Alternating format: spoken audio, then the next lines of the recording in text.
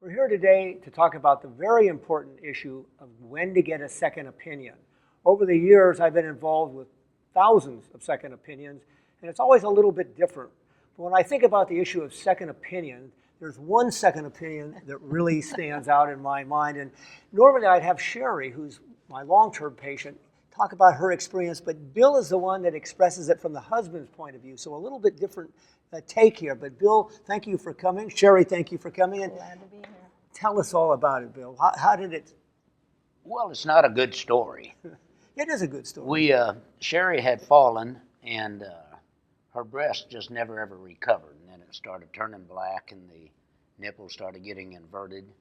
And so her primary doctor sent us to a surgeon there in Claremont, California.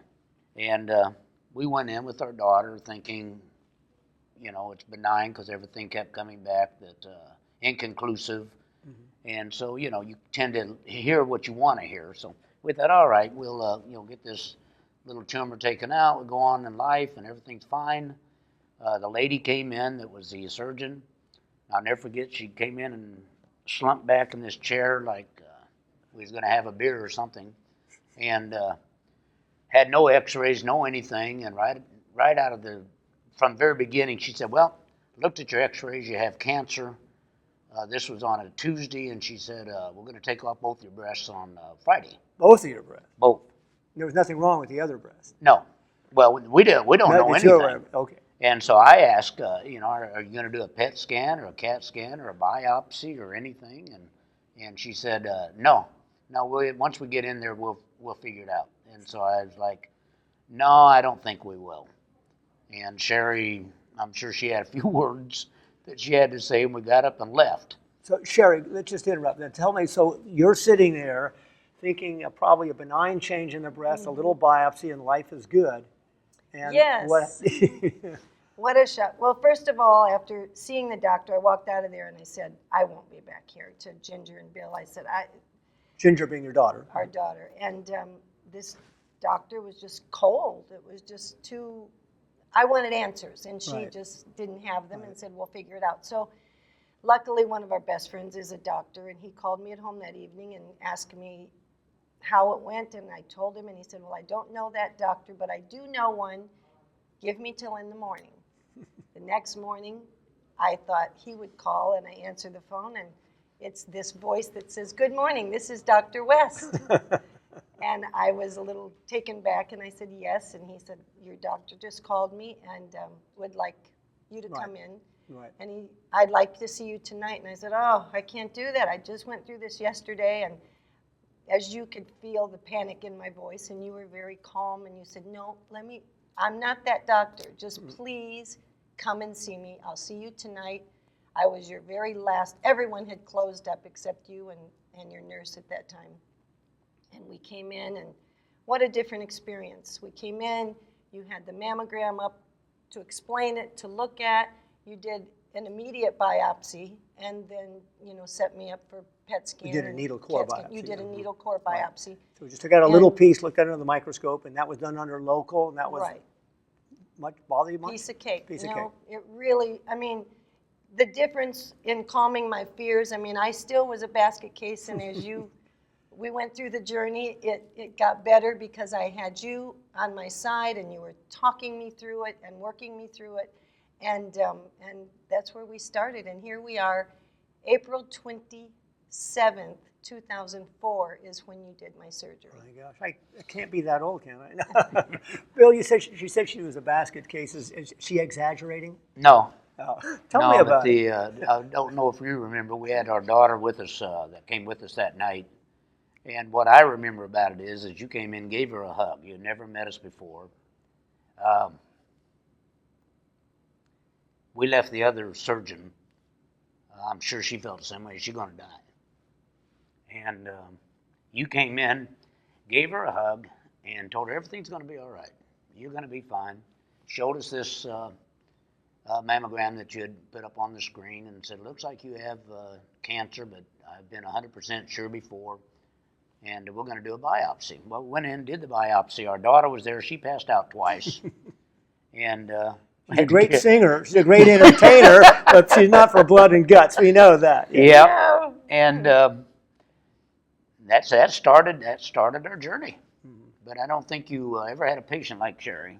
Probably hadn't had one like that again. Well, she was intense, Well, and you could feel her pain. But this is, some people just don't show it as much. But I don't think there's somebody that gets the diagnosis of cancer and doesn't think it's the end of the road. And it's our job really to look them in the eye, give them a hug, tell them, there's tremendous progress been made. Things that were killer cancers a decade ago are disappearing with treatment now. So there's always hope. And one of our interviews a few weeks back was with Barbara Scott. She was 34, and they told her, it showed up in her lungs. They said, "This is it. Do your will." And how here she is 30 years later in the same program that you're involved with helping as a volunteer. Tell me about your volunteers and what have you experienced being a volunteer, a survivor? After going through it and becoming a survivor, I knew I could help women. With the fear that I had, and you helped me through it, a lot of women aren't as expressive as I was, and I was crazy. I'd never been sick. I'd never had surgery. So this was, you feel like it's a death sentence. Right. And all you want to think about is, oh my God, I want to live.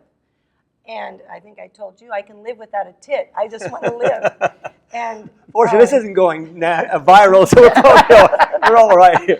But just now to be able to give back feels so good because I know I can help a woman. I can help. I had someone call me today, and I called her back, and we playing phone tag. But I know that they want someone that's been through it, and that we're honest, we're truthful. Right. You're a survivor, and we are a survivor. If you can survive, I can survive. I think that's kind of the feeling that they get. And not only survive, but you're just gonna. It gives your life more of a purpose. I mean, I always have been busy and done wonderful things in life, but I have to tell you, this now is more of a purpose for me than anything. That's wonderful. Well, you two both contribute a tremendous amount to the education. And I know, Bill, you and I have been involved in some husband support groups. Yes, we have. Do you have any unusual experiences? Well, we've had a few. I remember one time we had a big man. He was a white person, and he had married to an Asian wife. And in our support group, he made the announcement to all of us. He was a divorcer. He didn't sign on for this. And I can get emotional sometimes. And I remember I happened to be sitting next to him, twice my size, and I said, I hope when you die, if your wife passes, I hope you die just as painful as she did. And I hope you're all alone, just like her.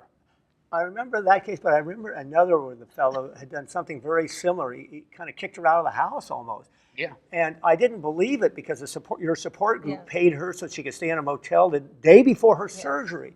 Well, he shows up at one of our husband support group, and he says, "You know what? I want to tell you all in this group, I'm a jerk. I can't tell you what." And he kind of went over the story, and he said, "I feel so badly about what I." So it does turn around. I mean, And husbands, honestly, the breast center is the only place that has a support group for husbands because husbands don't know what to do. They feel helpless and they feel hopeless. Right. Where you've always been able to take care of your wife or supply for.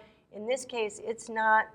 It's her, and you are helpless. And I think that you and Bill having a men's support group is one of the greatest things I've ever been part of because it really helps them be able to talk about it and get answers. Well, there's some really fairly simple rules that we've kind of learned, and the husband comes to us and say, "Well, you're not supporting me." You say, "Well, I don't know." When I try to support you, you say, "Well, back off. I want to do," and they're caught in the middle, and basically they just have to hold a hand and listen, and that's normal. The woman's going through a lot, and you're not. There's certain things you can do to help her, and certain things you can do by just being there and letting her know you love her and you're supportive of her. But it's fun to see the guys actually respond. As a guy, I think it's and the vast majority. We're talking about one or two here. The vast majority really open up. The thing that you had asked me to become part of this support group, and then the leader of the support group died in just a few months, so all of a sudden I inherited this. Not of breast cancer, though. No, not a leukemia, I believe it was. But the thing is that a husband, and I raised my brothers. I had 3 brothers. I raised them. And then I managed my Sam Kennison, my comedian brother, and I managed him. So my whole life was taking care of people. Mm-hmm. And for the first time that I could ever remember, I was faced with a situation I have no control over. That's difficult for a husband, difficult for a boyfriend. We're supposed to take care of them. We're supposed to protect them. Mm-hmm. And it's also difficult for a man to open up. And I think the men's support group was so fantastic on we've seen guys come in there that you're thinking you're never going to get to these guys, and every one of them eventually open up and give their story.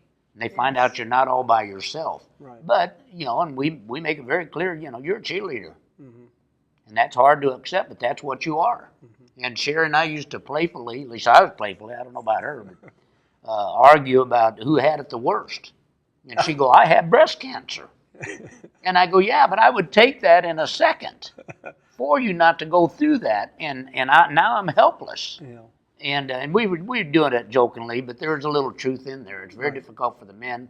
I love the support group. It's very therapeutic for me, and I think it's helped hundreds of men. I really do. And Sherry, now you've done the support groups too, and what is your experience with the? I love when we have a new support group of new women coming in to start their chemo or getting their new diagnosis. I think they need help and answers when they first are diagnosed. It helps them to, understand more of what's going to happen, what they're getting ready to go through. And I think it really makes a difference for them. I'm telling you, I remember I was at the center one day volunteering, and they came to get me, and they said, Sherry, we have someone that's getting ready to go into chemo, and she's going to leave, and we think you could help her. Well, she was doing the same thing I did. I was walking out of chemo because I wasn't going to do it. The fear is overwhelming. Her name happened to be Sherry. I walked in, I said, let's just go talk for a few minutes. Within 20 minutes, she was ready to go start the fight. Mm-hmm. But she was going to walk out. So I think we can make such a difference in women's lives. I know you can make a major difference. And Bill, it's great to have you here. Thank you, Dr. I think West. this is an example of what going the extra 9 yards, getting that second opinion. It may be inconvenient. Yes. There may be an expense involved. If you aren't totally happy with the care you're getting originally, or even if you want just a different perspective on it, it's available and something that every woman who's been diagnosed with breast cancer should think about.